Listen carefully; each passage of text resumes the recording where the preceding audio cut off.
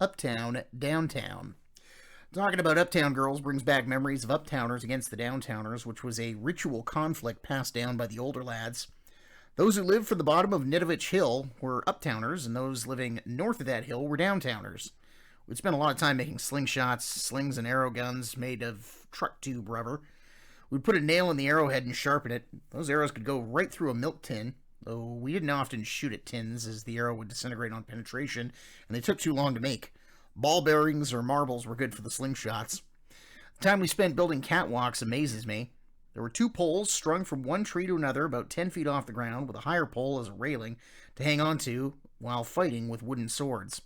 The ground beneath was covered with boughs to provide a softer landing in case someone got knocked off. We had a 3-story clubhouse at the corner of the walks. In spite of all the activity, I can only remember one person getting hurt. He was knocked off the catwalks and fell about 8 feet, causing a sprained or possibly broken ankle. I had more trouble when we were actually building them.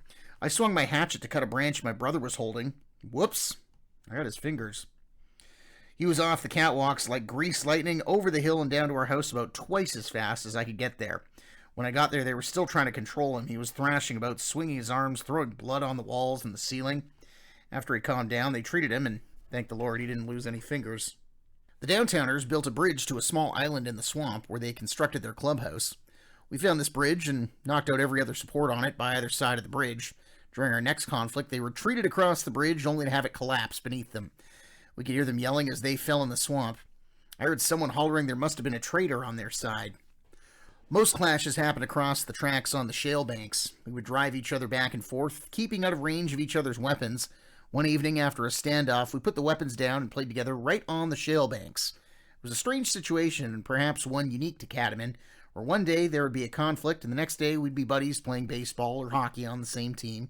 It seemed everything on the coal branch was that way. There would be strong competition during a sporting match, and then after the game, you'd end up billeted in the home of a player you maybe had hit into the boards.